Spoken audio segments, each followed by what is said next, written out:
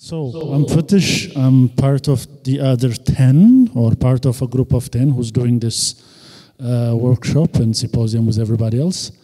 I wanted to show you a bit of a thing that we did 2-3 years back. It's a project that has to do with building a cemetery to the garden. Can you see me? You can see me, no? Okay.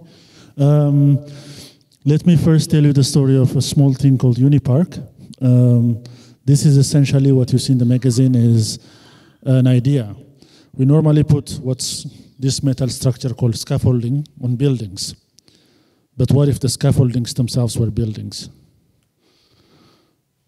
This was a project done in a spot which has now become a park called Anita Berber Park, a former cemetery itself, near Temple of Feld.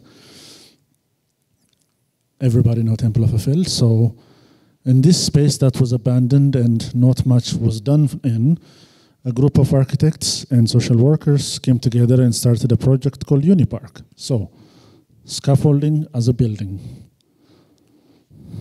In it, they started platforms, rooms, and classified it into a space where you can cook, you can dance, you can have amphitheaters for projects, you can have neighborhood Nachbarschafts organizations that actually organize gardening projects, education workshops for children, and dancing workshops.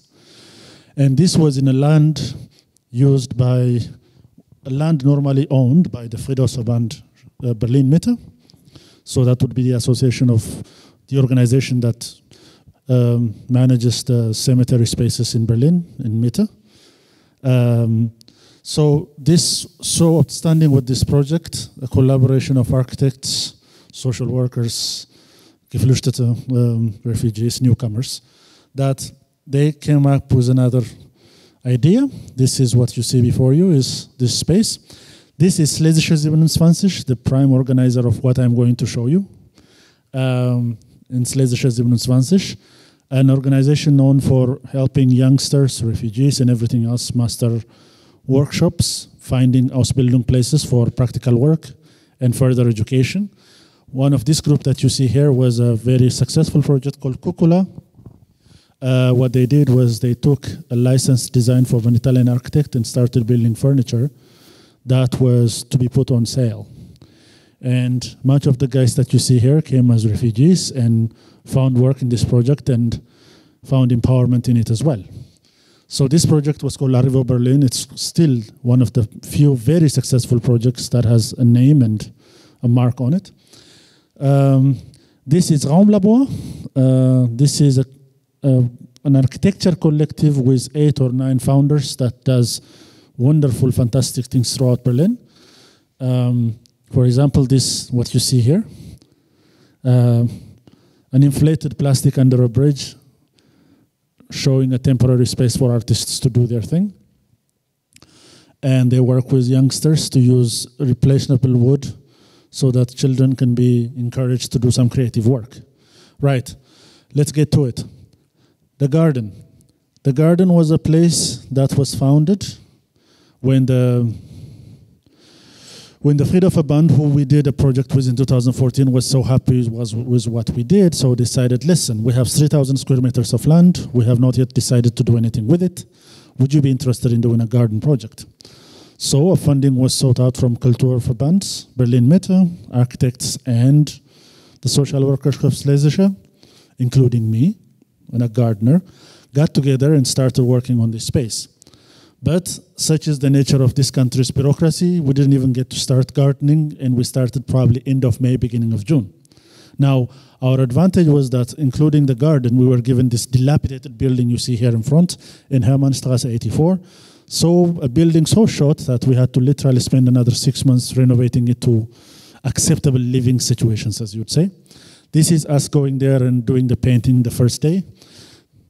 This is the entire space that you see before you that was later converted into a garden. This is the machine that we used to try to till the garden or try to till the land, but it was impossible to do with because cemetery is not like every other land. You'll find concrete, you'll find rusted iron, you'll find boulders the size of cars. So that is not something modern agriculture machines can do because they're designed to just comb 10 centimeters of land. They're not designed to do tough objectives. So much of this work was done by hand. In the meantime, we set up a program that said 3 to 4 times a week in the mornings, our guys who are refugees coming from several places get to learn German. And 3 afternoons a week, we do gardening. That was it. So this is them learning. This is us starting with the project until we got what you would call the Genehmigung, which took forever. And then in June, we started doing this. And we went to every nursery and said, if you have any plants, because we're too late to start anything now. And what started as this ended up being this, and expanded into this. And in the meantime, we started having consultations with our partners who are architects to build a walkway, what in German is called Steg. And we started building a Steg, and now you have an entire walkway that crosses the entire garden. So you could sit there, you can observe the garden from both sides, you can chill if it's summer. And we continued expanding and advancing it. In summer, we do gardening. What do we do in winter? In winter, we'll have to be creative and do something. So if we have some hard plants like rosemary and lavender and everything else, some of it, with some creative effort, can be used to make cosmetics and all kinds of things. This is us trying to make some foot cream and everything else and designing logos for it. This is literally in winter. And this is one of the most successful cultural shows we did. Every last Friday of a month, we had something called Cafe Nana. Well, our guys would show what a marriage ceremony in Chad would look like, for example. Or how you can organize people to learn one language spoken in almost all of West Africa called Bambara. So essentially, the guys took initiative and did their best to educate you in a language that you're probably not familiar with. And dancing groups, watching groups, gardening groups started self-organizing and taking land for themselves and started gardening for themselves under organization of ours, of course. And it expanded into a political platform. That greenhouse you see is something that I built for us. Upon seeing it, TAT, which has a connection with this project, decided that they like this small greenhouse that I built. And therefore, this was in Haus der Kultur in der Welt. And the idea being that they would like to have this as part of their TATS Lab 2016. So what you see here is inside the gardens being in the halls, outside is which the greenhouse, and us trying to explain to the world what we're doing. And this was the team effort that we had. We had a project coordination with a current team, as you would call it, a focus group, which interacts with groups from the outside. So current team would be me, team leaders, engine architects, workshops, our team, and then those who are outside who would like to do all kinds of work to help us. Ehrenamtliche Deutschunterricht. It was volunteers teaching German, volunteers working with us in workshops, and guests who would participate.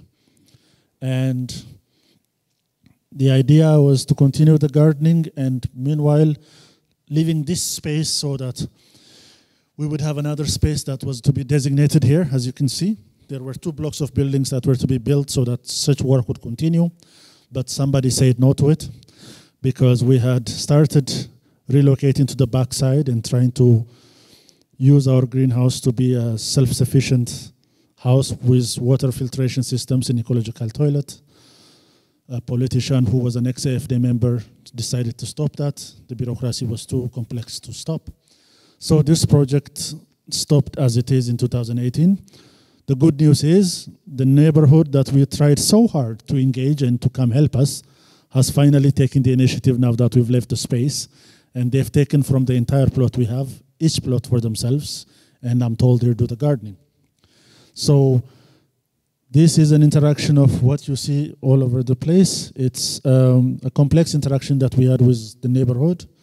It was a successful interaction we had with the neighborhood because the very philosophy, at least to me, was that any fool can do a garden. Gardening is not the problem. People working with one another is. People finding a common shared goal to do something is. So if you take anything from this, you can literally take and convert a cemetery into a garden, but remember it's the people that matter and not the plants. And I was so inspired by the conversations we had yesterday, including the Professor Ibish, who was talking about the ecological things that we're doing to our planet and the efforts we're trying to save. If I leave you with anything, it's to tell you, to invite you to read a book called Seeing Like a State by James C. Scott. And the book's title goes, How Efforts to Improve the Human Conditions Have Fallen Flat. So I would suggest that. I would wish you a very nice day. And remember, humans are the ones that can change if only they know how to go together. Thank you.